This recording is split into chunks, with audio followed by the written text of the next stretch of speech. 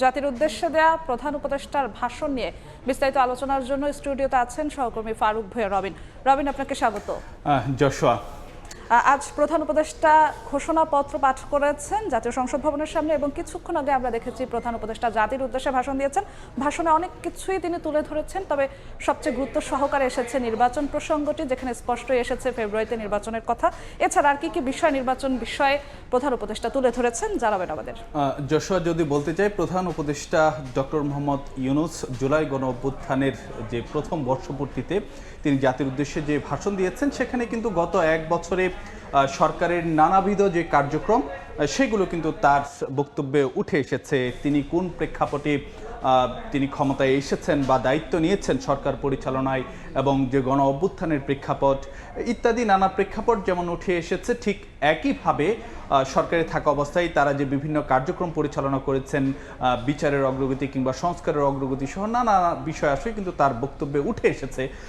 কিন্তু সবচেয়ে বেশি যে বিষয়টিতে সবার নজর, মানে সব কিছু ছাপিয়ে প্রধান উপদেষ্টার আজকের জাতির উদ্দেশ্যে দেয়া ভাষণে, সেটি হলো যে জাতীয় নির্বাচনকে কেন্দ্র করে তিনি অনেকগুলো কথা বলেছেন।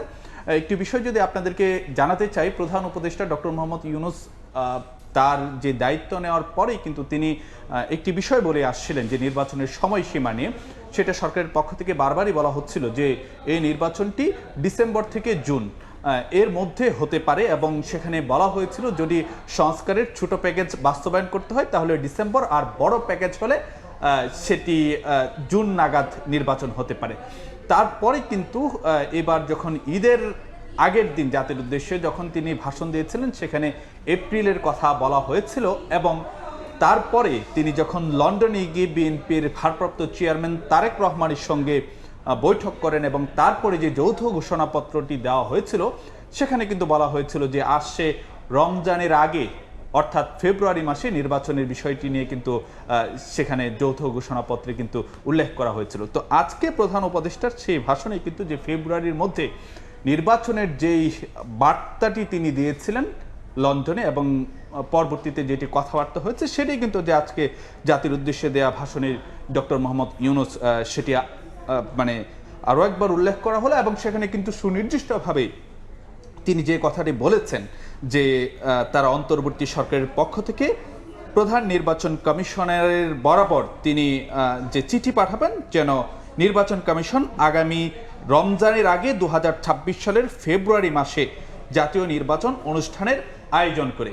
এটি প্রধান উপদেষ্টার বক্তব্যের মধ্যে কোট আনকোট ছিল, এবং সেখানে কিন্তু যে উনি আরো কিছু বিষয় আসে কিন্তু বলেছেন, এবং সেই জাতীয় মানে ফেব্রুয়ারির মধ্যে আরো একটি বিষয় দেখছিলাম, প্রধান উপদেষ্টা বলছিলেন যে ভোট নিয়ে বকেয়া যে আনন্দ আছে দেশবাসীর, সেই বকেয়া আনন্দটাও এবারে নির্বাচনে দেশবাসী আসলে শুধু উসুল করতে পারবে, এরকম কিছু একটা তিনি বলছিলেন। তার বক্তব্যের মধ্যে সেটি কিন্তু একটি আছে যে ঈদের মতো তারা আনন্দ করতে চান ভোট নিয়ে।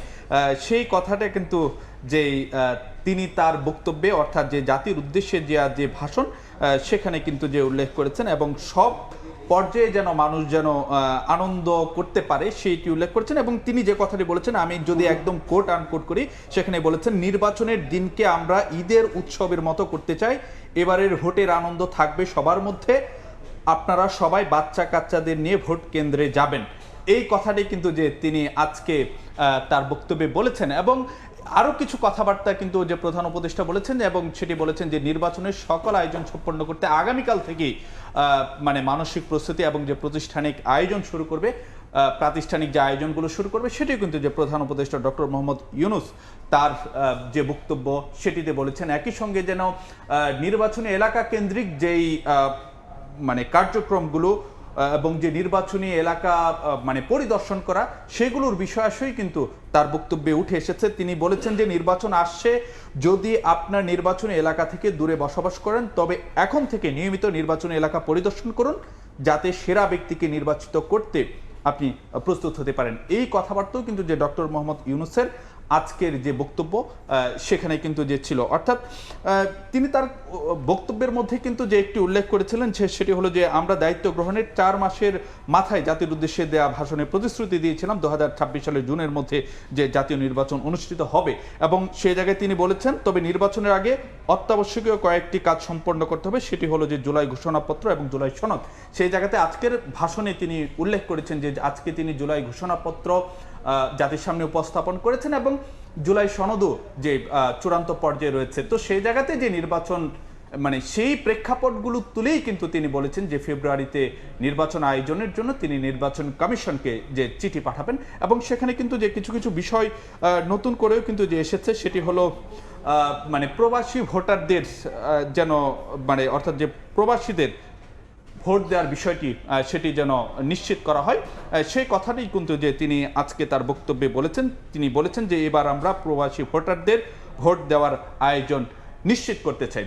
অর্থাৎ এই বিষয়গুলো কিন্তু যে তিনি তার বক্তব্যের মধ্যে উপস্থাপন করেছেন, এবং তিনি যে কথাটি বলছেন এবারের নির্বাচন যেন আনন্দ উৎসবের দিক থেকে, শান্তি শৃঙ্খলার দিক থেকে, ভোটার উপস্থিতির দিক থেকে, সৌহার্দ্য এবং আন্তরিকতার দিক থেকে দেশের ইতিহাসে স্মরণীয় হয়ে থাকে, সেজন্য সকল আয়োজন সম্পন্ন করতে আগামীকাল থেকে আমরা সকলেই মানসিক প্রস্তুতি ও প্রাতিষ্ঠানিক আয়োজন শুরু করব। শুধু প্রবাসী ভোটারদেরই নয়, বোধহয় নারী ভোটারদের এবং তরুণদেরকে প্রাধান্য দেওয়ার কথাও তিনি বলেছেন। সেই জায়গাটাতেই কিন্তু তিনি মানে সেটাই কিন্তু যে তার বক্তব্যের মধ্যে উঠেছে, যেন ভোটার উপস্থিতি সেটি যেন মানে অন্যান্য বছরের সময়ের তুলনায় যেন দেশের ইতিহাসে স্মরণীয় হয়ে থাকে, সেই কথাটি কিন্তু যে তিনি বলেছেন যে সব বয়সী মানুষ যেন এই নির্বাচনে যেন অংশগ্রহণ করতে পারে, সেই কথাটি কিন্তু যে প্রধান উপদেষ্টা ডক্টর মোহাম্মদ ইউনূসের বক্তব্যে কিন্তু এসেছে। এবং তিনি কিন্তু একটি কথা আজকে বলেছেন, নাগরিক অধিকার প্রয়োগের মহা আনন্দ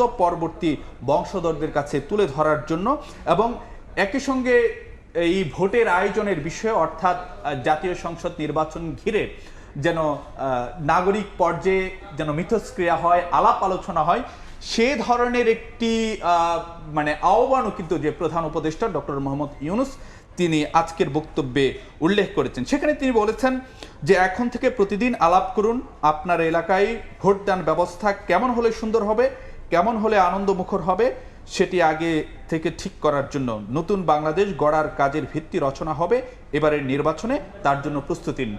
অর্থাৎ প্রধান উপদেষ্টার তার যেই বক্তব্য বা ভাষণ জাতির উদ্দেশ্যে, সেখানে কিন্তু আমরা দেখেছি যে নির্বাচনকে ঘিরে বহুমাত্রিক কথাবার্তা এসেছে, যেটি মানে অন্যান্য সময়ে তিনি জাতির উদ্দেশ্যে যে ভাষণ দিয়েছেন সেখানে কিন্তু যে নির্বাচন কেন্দ্রিক অনেক কথাবার্তা এসেছে, কিন্তু এত ব্যাপকভাবে সেটি কিন্তু সম্ভবত আজকের ভাষণেই সবচেয়ে বেশি এসেছে। একদিকে যেমন তিনি সুনির্দিষ্টভাবে বলেছেন যে নির্বাচন কমিশনকে চিঠি পাঠাবেন, ঠিক একইভাবে মানে এলাকায় ভোটারদের মধ্যে বা অন্য অন্য অংশীজন যারা আছেন তাদের মধ্যে আলাপ আলোচনা করা, সেই বিষয়গুলো কিন্তু যে তিনি বলেছেন। এবং একই সঙ্গে কিন্তু প্রধান উপদেষ্টা ডক্টর মোহাম্মদ ইউনূস তিনি তার বক্তব্যে কিন্তু একটি কথা উল্লেখ করেছেন, যে সেটি হলো মানে তার এই নির্বাচন অর্থাৎ যে নির্বাচনের সময় যে ফেব্রুয়ারি, সেটি কিন্তু যে খুব বেশি দূরে নয়। এবং আরেকটি বিষয় তিনি বলেছেন যে অন্য অন্য সময় যে ভোট অর্থাৎ নির্বাচনকে ঘিরে যে নানা ধরনের যে বিতর্ক উঠত, সেটির জন্য তিনি বলেছেন তার অন্যতম হলো বা ভোট কেন্দ্রিক যে বড় ধরনের সংঘাত কিংবা সহিংসতার ঘটনা ঘটত, সেখানে অন্যতম কারণ হলো যে ত্রুটিপূর্ণ নির্বাচন। সেই জায়গাতে তিনি বলছেন যে ত্রুটিপূর্ণ নির্বাচনের মধ্য দিয়ে কোনো দল যদি গায়ের জোরে নির্বাচিত হয়ে ক্ষমতায় আসে, তার চূড়ান্ত পরিণতি কি হয় তা জুলাই অভ্যুত্থানে আমাদের দেখিয়ে দিয়েছে। এবং সেই জায়গায় তিনি বলেছেন আমরা ইতিহাসের কলঙ্কিত কোনো অধ্যায়ের পুনরাবৃত্তি করতে চাই না। অর্থাৎ ভোটকে ঘিরে যেন একটি গ্রহণযোগ্য পর্যায়ের হয়, শান্তিপূর্ণ হয়, সেই মানে সেই আহ্বানটা কিন্তু তিনি জানিয়েছেন। এবং একই সঙ্গে তিনি যে কথা বলছেন নির্বাচন আসছে, ফেব্রুয়ারি মাস খুব বেশি দূরে নয়, সেই কথাটি কিন্তু যে উল্লেখ করেছেন। এবং তিনি বলেছেন নির্বাচন নিয়ে প্রস্তুতি নিতে নিতে ভোটের সময় চলে আসবে। বহু বছর আমরা কেউ ভোট দিতে পারিনি, এবার আমরা সবাই ভোট দেব, কেউ বাদ যাবে না। সবাই যেন বলতে পারি নতুন বাংলাদেশ গড়ার পথে দেশকে রওনা করার জন্য আমি আমার ভোটটা দিয়েছিলাম। আমার ভোটে দেশ সে পথে রওনা হতে পেরেছিল। অর্থাৎ গণ অভ্যুত্থানের বর্ষপূর্তির দিনে কিন্তু তিনি নাগরিকদের উদ্দেশ্যে নানা ধরনের কথাবার্তাই কিন্তু বলেছেন তার আজকে জাতির উদ্দেশ্যে জি রবিন, জাতির উদ্দেশ্যে ভাষণে বলেছেন। এর আগে বিকেলে আমরা দেখেছি ঘোষণাপত্র পাঠ করা, যেটা নিয়ে জাতির একটি বহুল আশা আকাঙ্ক্ষা ছিল বলা যায়। ঘোষণাপত্রে নির্বাচন বা কোন কোন বিষয়ে প্রাধান্য দেওয়া হয়েছিল সে বিষয়ে তথ্য যদি দিতেন। না, ঘোষণাপত্রে একটি বিষয় ছিল, সেটি হলো যে যুক্তিযুক্ত সময়ে নির্বাচনের কথা। সেটি কিন্তু যে মানে তার যে জাতির ঘোষণাপত্র পাঠ সেখানে কিন্তু উল্লেখ করেছেন। আর আরও কিছু বিষয় আসলে যে ঘোষণাপত্রে উঠে এসেছিল সেটি তিনি যে জুলাই গণ অভ্যুত্থানের যে পটভূমি সেইগুলো ঐতিহাসিক নানা প্রেক্ষাপট টেনে সেখানে তিনি তুলে ধরেছেন এবং একইভাবে বলেছেন যে জুলাই গণ অভ্যুত্থানের যেন রাষ্ট্রীয় ও সাংবিধানিক স্বীকৃতি হয় সেটি আসলে যে নিশ্চিত করা হবে এবং একই সঙ্গে যে জুলাই ঘোষণাপত্র সেটিও সংবিধানের তফসিলে ঘোষণা মানে সন্নিবেশিত করা হবে। সেই কথাবার্তাও কিন্তু অর্থাৎ সেই বিষয়টি কিন্তু যে আজকে জুলাই ঘোষণাপত্রে উঠে এসেছে এবং জুলাই অভ্যুত্থানে যারা শহীদ হয়েছেন তাদেরকে জাতীয় বীর হিসাবে ঘোষণা দেওয়া এবং যারা আন্দোলনকারী ছাত্র জনতা তাদেরকে আইনি সুরক্ষা দেওয়া সে বিষয়গুলো কিন্তু যে জুলাই ঘোষণাপত্রে উঠে এসেছে। যশোয়া। জি রবিন, আপনাকে অসংখ্য ধন্যবাদ আমাদের সঙ্গে যুক্ত হওয়ার জন্য। আপনাকে ধন্যবাদ যশোয়া।